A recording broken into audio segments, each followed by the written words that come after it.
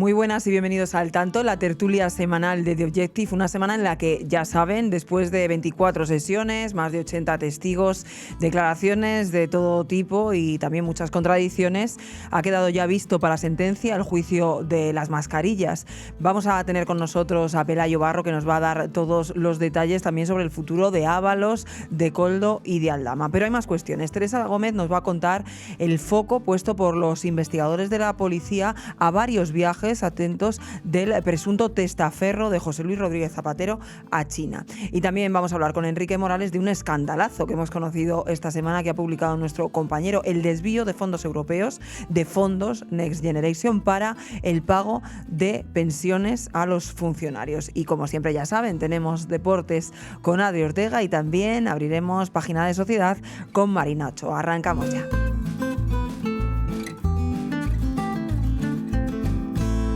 Pues vamos a saludar ya a nuestro compañero Pelayo Barro. Pelayo, ¿qué tal? Muy buenas. Muy buenas, ¿qué tal? Que lleva semanas intensas siguiendo el juicio, este juicio tan mediático, el juicio de las mascarillas, ya saben ustedes, 24 sesiones, más de 80 testigos, el juicio que ha sido pues absolutamente mediático, con esas declaraciones finales, lo más esperado, ¿no? De Ábalos, de Koldo, de Aldama, y ya está visto para sentencia. Las peticiones de la Fiscalía son 24 años para el exministro de Transportes, para José Luis Ábalos, 19 para Koldo, para su mano derecha, amigo para todo, para el comisionista Víctor de Aldama, 7 años, que veremos en qué queda por colaboración con la justicia. Y tú, que has seguido al dedillo, junto con otros compañeros de la casa, Fran Serrato, Teresa Gómez, también Ketty Garat, todos habéis seguido en un momento u otro durante estas semanas este juicio, pues queda visto para sentencia. Antes de preguntarte cuándo se va a saber el veredicto, no sé,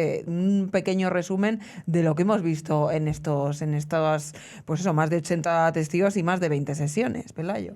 Bueno, pues yo creo que eso, que después de 5 semanas, creo que han sido entre una cosa y otra, un juicio que se ha alargado más de lo esperado, porque ha durado una semana más de lo que se preveía en un primer momento. La conclusión es que Ábalos y Koldo han tenido la mala suerte de encontrarse en el camino con un teniente coronel llamado Antonio Balas, ¿no? Y sus hombres, porque lo que hemos visto en todas estas declaraciones de 80 testigos es muchos de ellos imputados en otras causas, en hidrocarburos, en otro caso de mascarillas que están en la Audiencia Nacional, en contratación. Lo que hemos visto es que, bueno, pues que todo el mundo había aplicado lo que se conoce como la ley del silencio, ¿no? Aquí nadie ha visto nada, nadie detectó que estaba pasando ninguna irregularidad, nadie vio ningún tipo de movimiento extraño con la empresa con la que se firmaban mascarillas, nadie sabía quién había enchufado a Jessica. Prácticamente eso ha sido el 95% de los que han pasado por allí, ¿no? ¿Qué ocurre? Que hubo un lunes que fue determinante para este juicio, que fue cuando pasaron por allí pues una decena de agentes de la UCO, entre ellos el teniente coronel Antonio Balas, como decimos, y fueron ellos los que pusieron sobre la mesa la gran cantidad de pruebas que seguramente vayan a... Que para no saber nada, pues bueno, a terminar. Seguramente vayan a terminar en una condena tanto al exministro como a su exasesor, Koldo. Hemos visto, bueno, momentos, la verdad, que de todo, momentos surrealistas, disfraces, Jessica, momentos graciosos, porque también hay que decirlo, y lo habrán visto ustedes, graciosos a pesar de la gravedad de lo que estamos hablando, de esa fraude masivo con las mascarillas. En un momento, ya saben ustedes, que estábamos todos nosotros o metidos en nuestra casa, o enfermos, o desgraciadamente muchos muriendo o enterrando a familiares. Es que es así. Y esta gente se dedicaba a lo que se dedicó y a lo que hizo, y de ahí la gravedad de este asunto. Pero es verdad que ha dejado momentos, yo creo, pues para la posteridad, risas también entre Koldo y Ábalos, en momentos en los que declaraba Aldama, un Aldama pues también envalentonado, contando todo, intentando pues colaborar al máximo con la justicia. Y empezamos con él, pues entendemos que lógicamente pues como estrategia para reducir al máximo su pena, y esto también ha habido mucho debate en los últimos días. Sí, Koldo, bueno, básicamente ha seguido ejerciendo de guardaespaldas de Ábalos, ¿no? Porque hay que recordar que a Koldo se le contrata como asesor, pensamos ahora y demás, pero se le contrata como conductor y hombre de los recados de Ábalos y también como su guardaespaldas. O sea, es básicamente un armario empotrado de 2 metros que llamaba la atención allá por donde iba, cuando iba con Ábalos a Moncloa, cuando iba al Congreso, pues efectivamente llamaba la atención, ¿no? Y pese a que le vemos ya desmejorado, cojeando, porque tiene un problema de salud y cojea, tiene esa... Ha sido es un poco estrategia, Sí. esa puesta en escena, esa ropa así que parecía como un poco en la mendicidad casi. Lo no, que nos cuentan es que es un aspecto impostado, ¿no? Porque él lo que ha dicho a su entorno es que tiene la esperanza de que cuando salga de la cárcel, porque sabe que va a ir a la cárcel, bueno, pues que pueda salir quizás delgado, quizás con el pelo de otra forma, sin barba, sin gafas y demás, y que no le reconozca a la gente por la calle, porque es una de las cosas que él teme mucho, ¿no? Convertirse en una persona, en un meme, ¿no? En la calle, que claro, imaginemos, bueno, no sé quién se puede acercar a Koldo, quién puede tener los arrestos, acercarse a Koldo con intención de reírse de él, pero bueno, él sospecha que eso es un poco lo que va a pasar, que va a ser carne de fotos y demás, y entonces él ha intentado crear esta figura, esta imagen de él mismo, para que la gente se quede con esa foto en el imaginario popular y luego cuando él pueda salir a la calle, pues no se le reconozca tan fácilmente, ¿no? Pero bueno, básicamente en el juicio lo que ha venido a decir es que él estaba dispuesto a ayudar a cualquier persona, ya fuera pues un empresario que la hermanita de la caridad era. colocar mascarillas, a otro que necesitaba una licencia en el Ministerio de Hacienda, o a una chica que era, bueno, pues la novia de su jefe, ¿no? O sea, que él estaba allí para ayudar. Para ayudar a cualquiera y además poniendo pues por delante a José Luis Ábalos sin querer incriminarle en nada, pero claro, luego en la declaración pues esos fallos al final de tantas horas de declaración pues uno y otro dejaban entrever pues muchas de las cosas que los jueces van a deliberar. Hablábamos también de Aldama es a 7 años...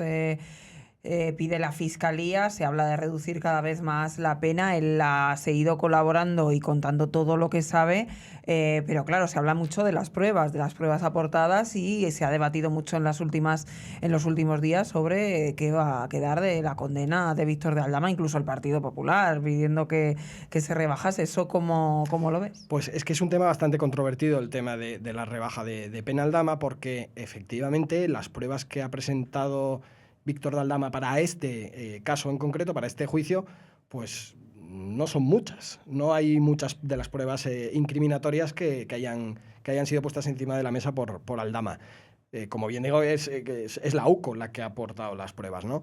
¿Qué ocurre? Que es que al final Aldama no solo colabora con este caso, si es que está colaborando con el caso de hidrocarburos principalmente. ¿Qué es el mollar? Siempre lo hemos dicho aquí, en cantidades esto es lo gordo que se va a empezar bueno, que se está investigando, pero que está en el inicio, está en pañales. Aquí se juzga, digamos, el escándalo político, ¿no? Y el escándalo pues, de los enchufes, los contratos de mascarillas, como decías, en ese momento tan duro para España y demás, pero al final lo económico, lo gordo, el pastel está tanto en hidrocarburos como en las contrataciones públicas de transportes con carreteras, con Adif y demás. Ahí es donde, sobre todo en hidrocarburos, donde Aldama está presentando pruebas, está colaborando con la Fiscalía, y entonces, bueno, pues digamos que Fiscalía ha decidido también pues premiarle, como se dice, bueno, Fiscalía no, porque además,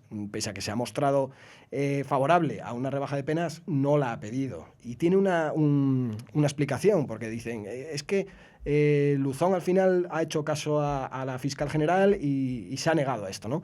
Era una papeleta muy importante pedir una rebaja para Aldama, porque supondría, en la práctica, desmentir al teniente coronel Balas, que fue quien dijo en sede judicial que Aldama era el jefe de la organización.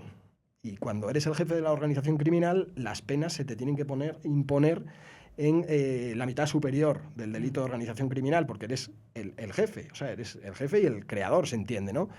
¿Eso qué quiere decir? Que sería imposible rebajarle la pena. Claro. Entonces, claro, la Fiscalía no puede llevarle así también la contraria a los investigadores cuando encima hay tanto que investigar todavía, ¿no? Entonces, al final sí, Aldama tiene un pacto con la Fiscalía, pero no tiene ningún pacto con la UCO, que son los Balas y sus agentes quienes han echado horas, semanas, meses trabajando para acreditar que Víctor de Aldama había cometido delitos. El futuro negro lo tienen todos, es verdad que uno más negro que otro, como dejamos para el final a José Luis Ábalos, porque al final es la figura relevante de todo esto, era el que era en ese momento ministro, todo un ministro del gobierno de España, la figura relevante sin la que por mucho que él haya venido a defender en el juicio de es que yo ni siquiera firmaba o prácticamente ha defendido que su papel como ministro era de asesorar, de orientar, de impulsar. Pues hombre, señor, es usted ministro. Es usted ministro y por eso se enfrenta a la mayor pena, que son 24 años de cárcel. Claro, él está intentando pues abonar el terreno para salvarse, pero en el Constitucional, ¿no, Pelayo? Sí, esta semana contábamos una cosa muy interesante que vamos a comentar ahora al respecto, porque parece que tanto Ábalos como Koldo ya comenzaron a pensar en su defensa y en este movimiento que van a hacer ahora ante el Constitucional en otoño de 2023. O sea, es que no había ni explotado la operación, no se habían producido las primeras detenciones, que fueron en febrero de 2024, pero ahí la UCO ya sospecha que ellos estaban poniendo trampas a los investigadores. Y me explico. En noviembre de 2023, la UCO organiza un control de carretera porque detecta que Koldo y Ábalos están hablando de un sobre que le va a llevar su hermano Joseba, el hermano de Koldo. Se lo va a llevar de Alicante a Valencia, a casa de Ábalos, ¿no? Entonces, la UCO se pone en marcha y organiza un control de carretera con el GAR, el Grupo de Acción Rápida de la Guardia Civil, una unidad antiterrorista que, pues paran a la furgoneta de Joseba y mientras le están revisando cosas, ahí aprovechan para localizar el sobre, abrirlo no, porque supuestamente, según la declaración de los agentes, estaba abierto. Ábalos dice que no. Entonces, sacan los papeles y ven que le hacen unas fotografías y ven que es unos informes del Tribunal de Cuentas sobre mascarillas, ¿no? Nada que tuviera valor, algo que se podía encontrar perfectamente en Internet, que se podía intercambiar con un link y que no hacía falta llevarlo de manera express en un sobre, ¿no?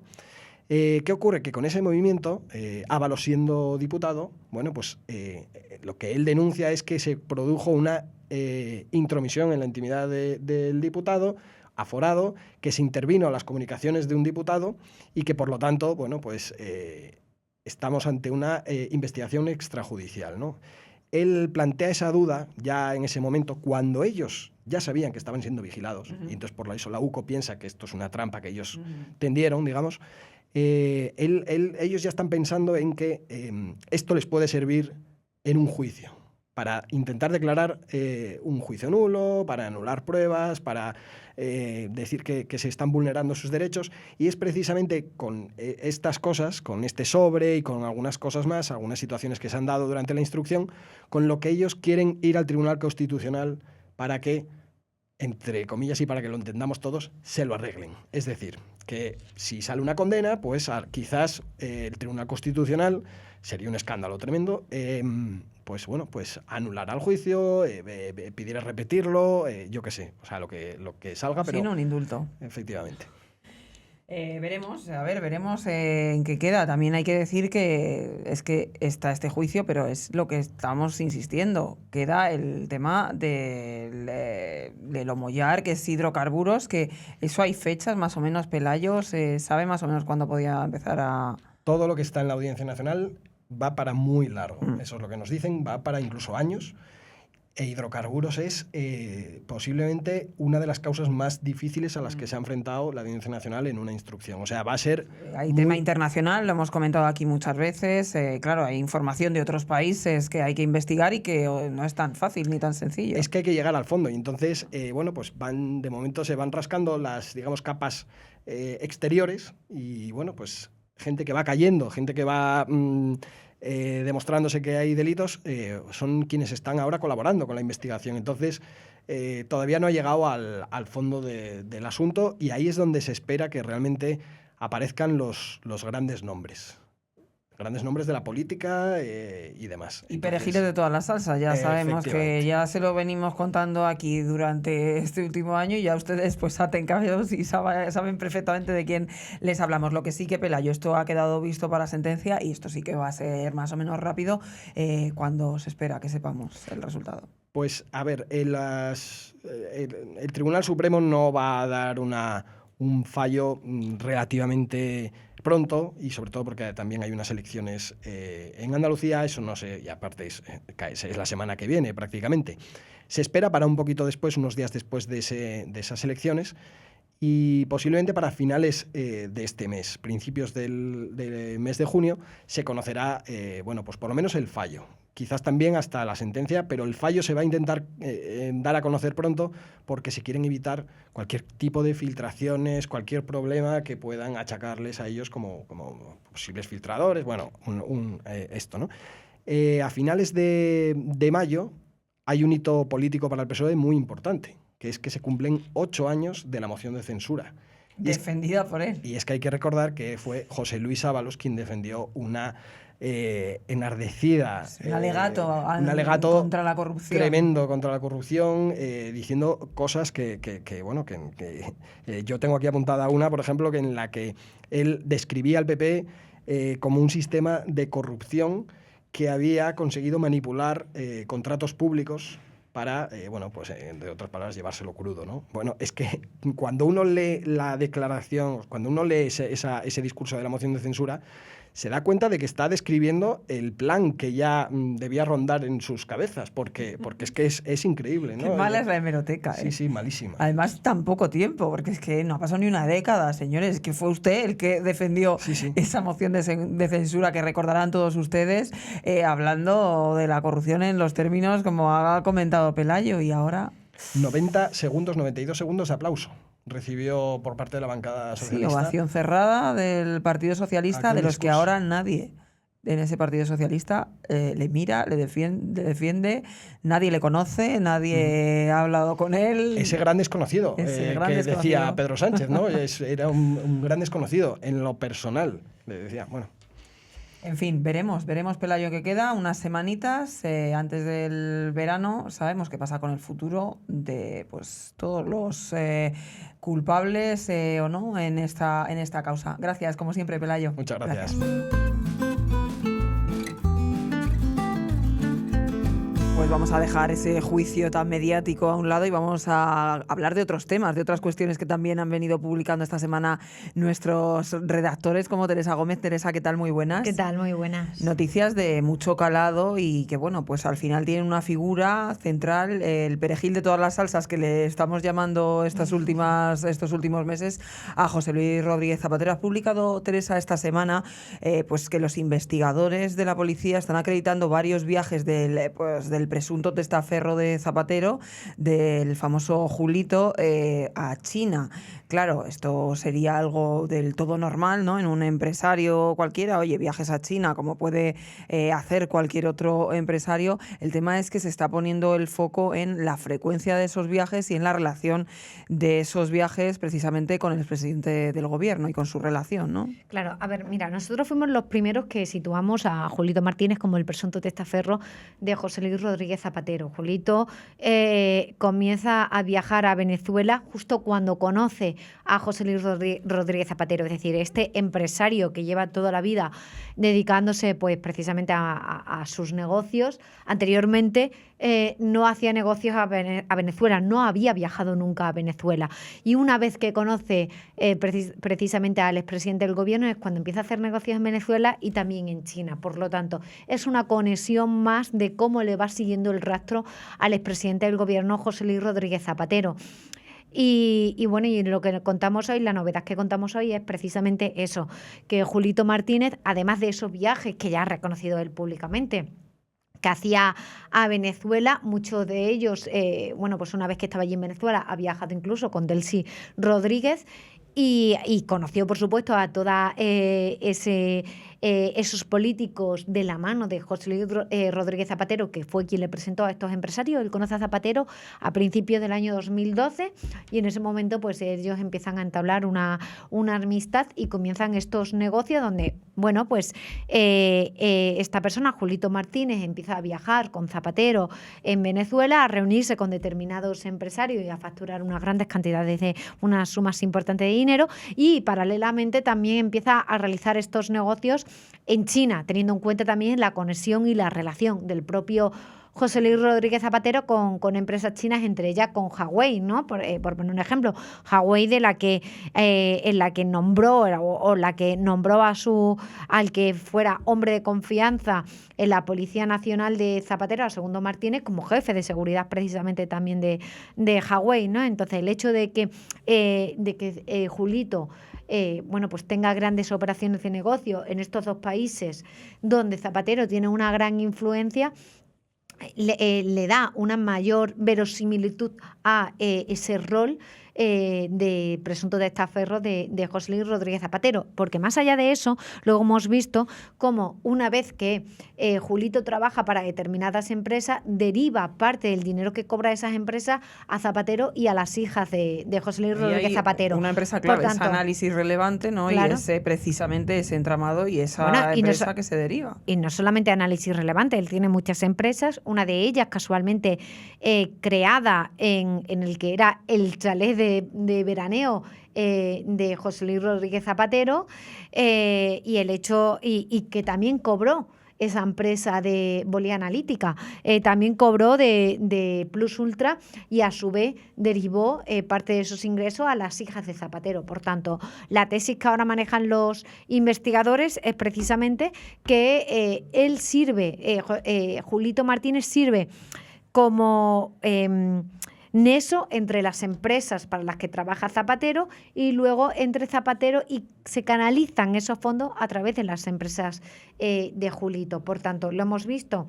Hemos visto que hace negocios en Venezuela, ahora vemos que también hace negocios en China. Es cierto que él tiene negocio con una empresa china que se llama Aldea, pero esa empresa tiene sede aquí en España, por lo tanto no era necesario tener que viajar a China para cerrar negocios con esta empresa, de la que, bueno, supuestamente hizo, según nos dicen a nosotros, labores de consultoría, por lo que cobró más de 127.000 euros o 127.000 euros aproximadamente, pero como bien sabemos, esas labores de consultoría siempre tienen son muy difíciles de demostrar, ¿no?, el valor real del mismo. Es precisamente, Teresa, esa constructora, ¿no?, adquirida en 2020 por capital estatal chino, Aldesa, que también, según cuentas en tu noticia, aparece precisamente algunas notas acerca de esta empresa, pues en estas escuchas, ¿no?, en estas grabaciones de Koldo, y claro, por eso toma especial relevancia en este momento. Bueno, más que en las grabaciones de Koldo, aparecen las agendas, en las anotaciones de Koldo García Izaguirre,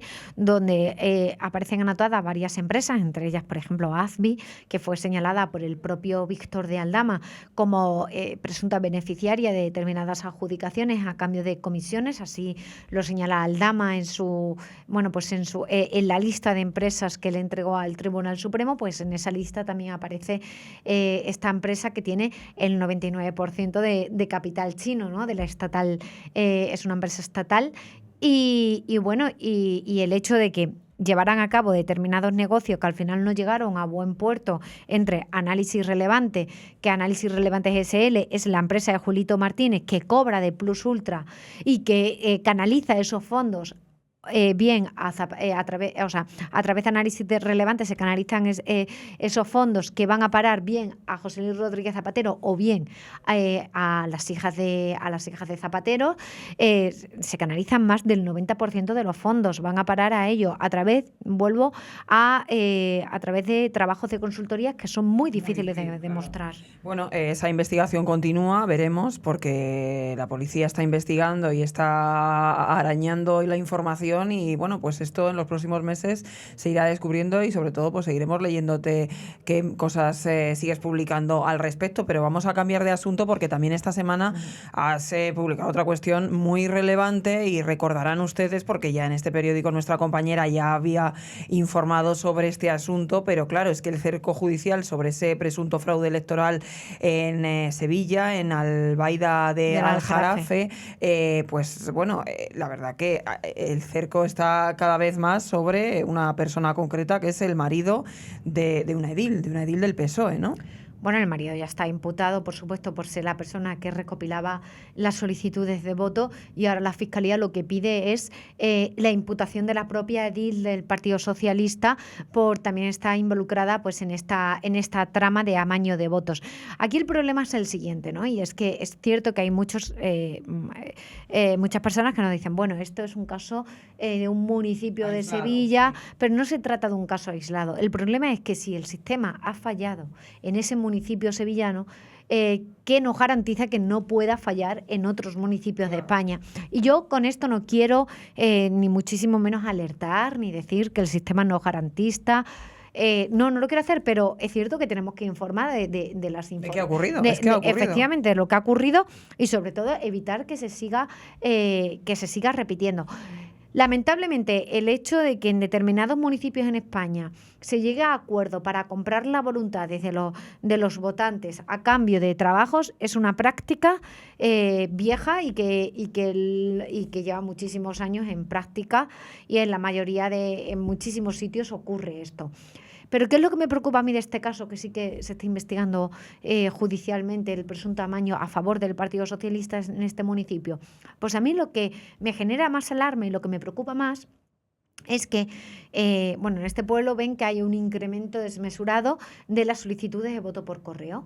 Y entonces la juez lo que hace es llamar a todas las personas que habían llevado a cabo esa solicitud de voto por correo. Algunas personas contaron ante la Guardia Civil o en sede judicial pues que a él le ofrecieron un puesto de trabajo a cambio de votar al Partido Socialista. Bueno, eso es comprar las voluntades, que está mal, incluso puede ser delito, pero a mí lo que me genera mayor preocupación es que hay personas que fueron llamadas a declarar ante la juez que no sabía que otra persona había ejercitado su derecho a voto por ella. O sea, que ellos en sede judicial lo que le respondieron a la juez es que yo no sabía que una persona ha solicitado mi derecho a voto porque yo pensaba que no había votado, porque estoy en contra del sistema actual, tal, y llevo muchísimos años sin votar.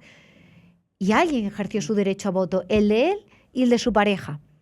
Entonces, a mí ahí sí que me preocupa. Las alarmas. Sí, me preocupa porque digo, el sistema ha fallado. Y ya no solamente ha fallado, es que en cuántas más ocasiones no habrá fallado también.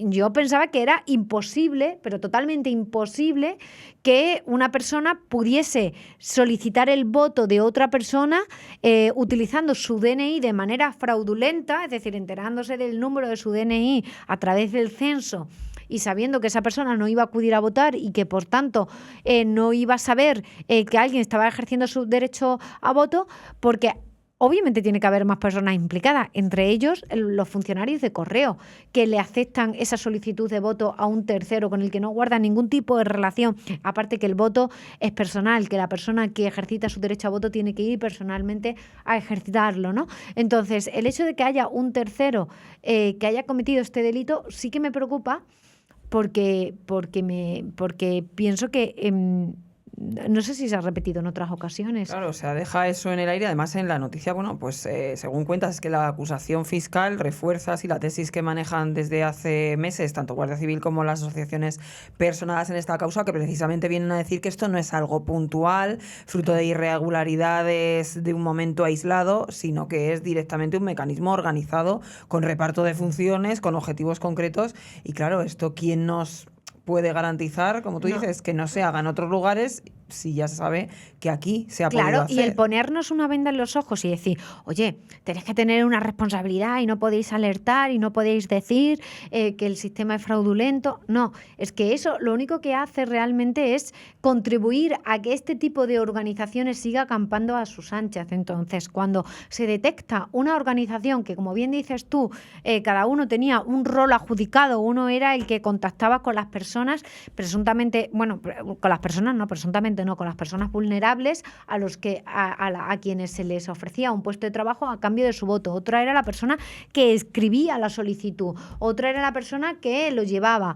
y se lo entregaba al funcionario de correos correspondiente. Es decir, obviamente era una organización, una banda totalmente organizada y yo creo que cuando se es conocedor de un hecho así, hay que denunciarlo públicamente y sobre todo evitar que esto siga ocurriendo o pueda ocurrir en otros municipios, porque si esto les sale gratis a estas personas implicadas en esta organización, el mensaje que estamos transmitiendo es, oye, esto se puede hacer y no pasa absolutamente nada. Por lo tanto, yo creo que hay que señalarlo, hay que denunciarlo y hay que informar sobre ello. Por supuesto, compañera, como siempre, enhorabuena y te seguimos leyendo. Gracias, Teresa. Muchas gracias.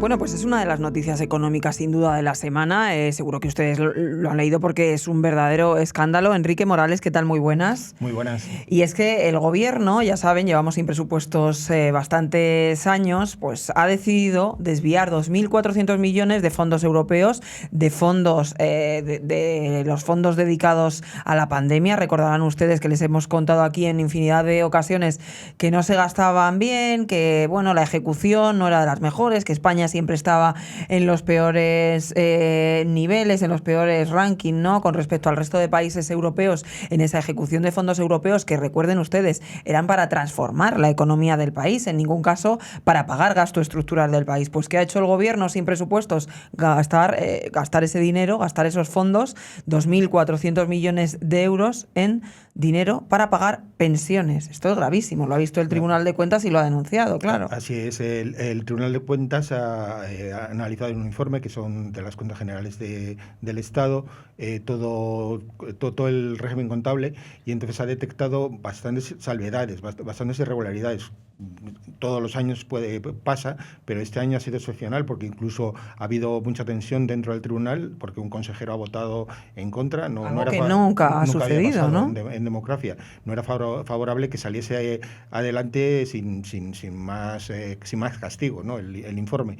Entonces, bueno, básicamente es que 2.400 millones que eran para planes de recuperación, renovables, cualquier cosa, planes estructurales, ¿no? Pues han ido a pagar las pensiones de los funcionarios, de las clases pasivas y el complemento a mínimos, ¿no? Sabemos que las pensiones, pues bueno, están en un momento que bueno, sigue creciendo el presupuesto para pagarlas, cada vez está más complicado y ya no se paga todo con las cotizaciones, hay partes que se sacan del presupuesto, y en este caso, pues mira, 2.400 millones, que es una cantidad considerable, han ido a parar a pagar las pensiones.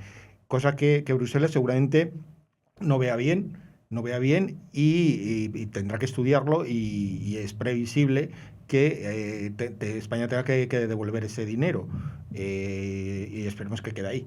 Enrique, lo que cuentas y bueno, al final lo que dice el Tribunal de Cuentas y lo que tú relatas en tu información es que, y ojo, esto hay que insistir, no es que el Tribunal declare ilegal esta medida, pero advierte que lo ha justificado el Gobierno mal, que no se debe hacer así en un gasto de este nivel y de estas características, que debería haberlo hecho pues con una explicación más en profundidad, o que no debería ese dinero haber ido a esa partida.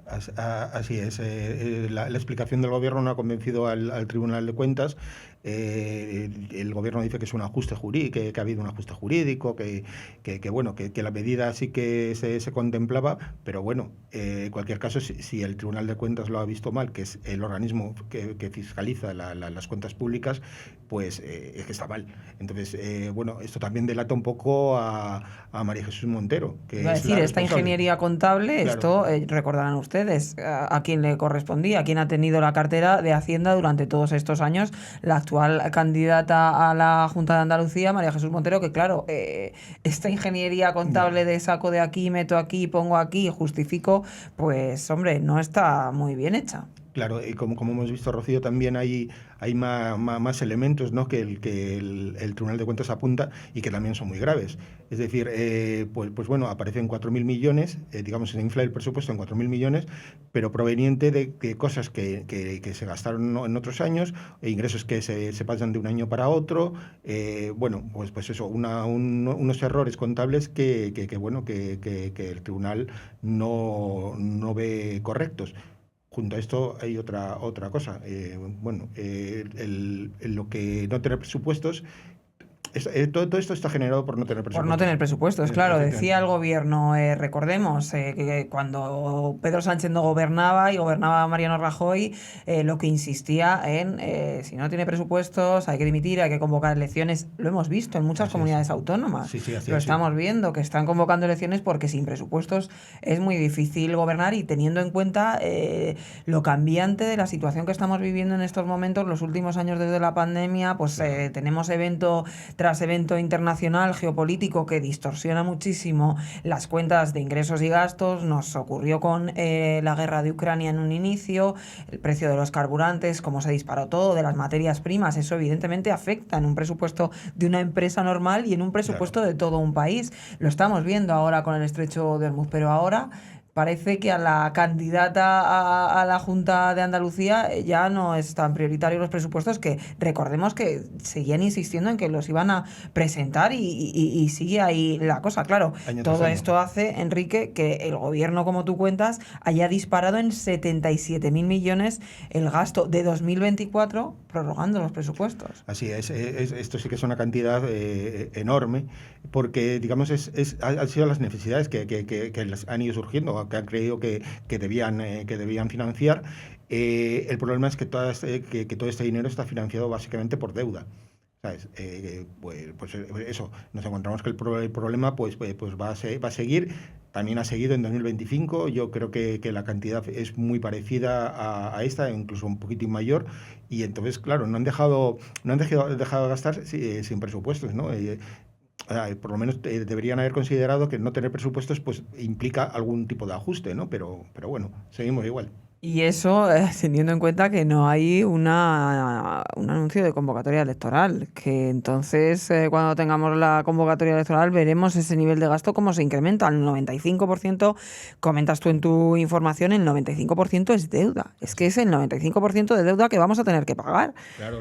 Con los intereses que estén, ahora están en un momento más o menos bueno, pero esto de la situación que estamos viviendo en Irán, si continúa, va a hacer que suban. Claro, y lógicamente no se va a pagar en un año. Esto continúa durante mucho tiempo. Aparte, pues bueno, otra puntualización, si quieres ya para terminar, es que muchos organismos tampoco han presentado las cuentas. Es decir, la Administración General del Estado de ella dependen muchos organismos, ¿no? Pero yo creo que eran 65, no la han presentado. Entonces, claro, la radiografía de esas cuentas públicas no es la real. Es decir, claro, hay organismos que no presentan, y luego hay organismos que tienen muchos inconvenientes de inventario, de balances y tal, que también lo destaca el Tribunal de Cuentas. Este tirón de orejas del Tribunal de Cuentas, hablabas tú antes, esto Bruselas entiendo y entendemos que tomará nota y tendrá que hacer la reclamación pertinente, porque el dinero de unos fondos de resiliencia de los Next Generation no se están gastando en lo que se deberían de gastar. Así es, falta mucho dinero por gastar todavía. Entonces, lo que hemos gastado, pues mira, no ha ido todo a donde tenía que ir, y aparte es lo que comentábamos, ¿no? Lo mínimo posiblemente sea que lo reclame y los tenga que devolver a España, ¿no? Pero que, claro, quedan por desembolsar fondos. Entonces puede ser eso también, podemos tener el castigo de que no nos vuelvan a dar dinero. Bueno, queda por desembolsar fondos, pero es que esto ya se acaba, señores. Claro. Entonces, también se abre la duda, oye, si hemos tenido que recurrir para pagar pensiones a 2.400 millones de euros a estos fondos, cuando esto se acabe.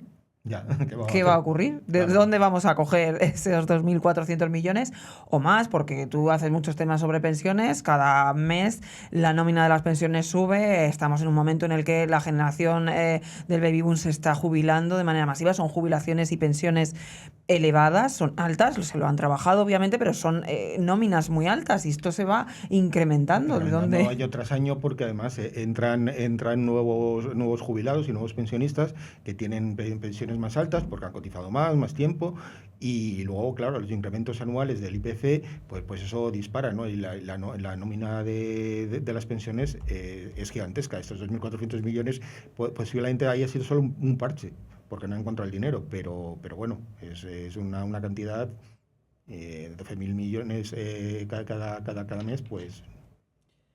Es Perdón, una... 200, pero bueno. Sí, es un dineral y sobre todo que bueno, que es esa ingeniería y ese trilerismo con las cuentas Claro. que no se puede hacer. Claro. Que no se pueden cuadrar así los presupuestos, que hay que tener unos presupuestos para precisamente pagar las cosas con lo que se debe pagar. Así es. Enrique, muchísimas gracias Muchas y enhorabuena, gracias. como siempre. Gracias. Y vamos ya a abrir página deportiva. Adrián Ortega, ¿qué tal? Muy buenas. ¿Qué tal, Rocío? Bueno, con malas noticias porque al final ya en Europa no nos queda nadie en la Champions. En la Champions ya nada, no nos queda nada. El Atlético de Madrid pues perdió el martes. Con un gol de Saka, el Arsenal se coló en la final de Champions y pues el equipo de Arteta, pues nada, que sacó la final de Hungría el último sábado de mayo contra el PSG. Bueno, tenemos a Luis Enrique, digo yo Tenemos ningún a español, Luis pero Enrique. tenemos a Luis Enrique, Bueno, claro. antes de nada, los 4 entrenadores de la Champions League, tanto masculina como femenina, son españoles. Ah, bueno, pues eso es verdad, Así claro que bueno, sí. sabemos no que un tenemos español pero algo un va a ganar. español, algo cae, algo nos cae. Pero sí, el equipo de Simeone, bueno, no tuvo tampoco su mejor partido, les costó bastante y otra vez, al final de la primera parte, justo en el descuento más o menos, pues otro gol del Arsenal, pues se acabó. El Atlético ha perdido todas sus opciones de la temporada en prácticamente 2 semanas con la final de Copa y la Champions, así que nada. Ni Otro Copa, ni Champions, ni Liga, ni que ya Liga, había ni dejado Supercopa por de abandonado. España, nada, los 4 títulos que tenía opciones, nada. Y la Liga, pues bueno, este fin de semana tenemos el Gran Clásico. Este fin de semana, el Camp Nou. domingo a las 9 de la noche, el Camp Nou, el clásico donde el Barça si gana o empata, pues ya tendría el título de Liga. Si el Madrid gana, pues habrá que seguir esperando matemáticamente, lleva según las matemáticas. La camiseta con... Por eso vamos con la camiseta de Rosalía, porque Bueno, este vale. clásico van con la camiseta de Olivia Rodrigo, si no me equivoco. Así que ahí van. Veremos qué ocurre, porque además un Madrid que también ha tenido un año en blanco, en el que hay mucho debate por el banquillo que Sí, sucederá sí. el año que viene y en el que parece, según están publicando varios Varios medios, que hay medios, sí. mucha tensión en el vestuario. El vestuario del Madrid ahora mismo es una olla a presión. O sea, Es un polvorín. es La un semana polvorín. pasada con todo La lo de sem- Mbappé, el viaje... Cada semana hay una cosa diferente. Ahora esta semana ha salido, pues que ha habido 2 peleas, pero la última, la de este jueves, ha sido muy gorda entre Tchouaméni y Valverde, que el uruguayo, pues según marca, ha tenido que ir al hospital, a una clínica, a que le revisaran. No sabemos exactamente si ha habido un combate de UFC, como Topuria contra, no lo sabemos. Pero bueno. Lo que sabemos es que cuando las cosas vienen mal dadas... Sí, cuando hay la algo mal tensión- dentro, nada. También Rudiger con Álvaro Carreras, lo que has dicho de Mbappé con su lesión, viaje con la novia, el run de todos los entrenadores que seguimos esperando a Mourinho, pues bueno, pues semanas, un mes bastante de alta tensión en el Bernabéu, podemos decir. Pues ya esperando, sinceramente, el Mundial. Sí, Es el lo que nos Mundial, ya queda. estamos en modo cuenta atrás aquí en Doyetti, preparando muchas cositas que se vendrán pues en este principio de junio, vamos a decir. Pues hay que estar muy pendientes, muy pendientes. Muy pendientes. Gracias, Gracias, Adri, Rocío. como siempre, gracias.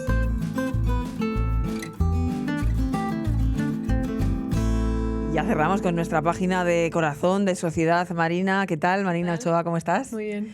Hoy no vamos a hablar de Casa Real, que últimamente estábamos muy monárquicos, que también está bien, pero vamos a hablar de más famosos, porque es que en España hay mucho salseo que se dice, pero de una gran desconocida, al menos para mí, que es la hermana de, a ver si lo digo bien, Sí, es complicado. la hermana del marido de Sí. Tamara Falco. O sea, la cuñada de Tamara La Falco. cuñada de Tamara Falco. Que tiene gracias. nombre, que se llama Alejandra Onieva. Y es que es famosa, es que es actriz. Sí, es una actriz famosa y ha saltado a la palestra, a la esfera pública, porque resulta que desde hace ya meses, desde septiembre concretamente, sale con un actor de Anatomía de Grey, que para los fans de Anatomía de Grey debe ser conocidísimo, yo no tengo ni idea, se llama Jace Williams.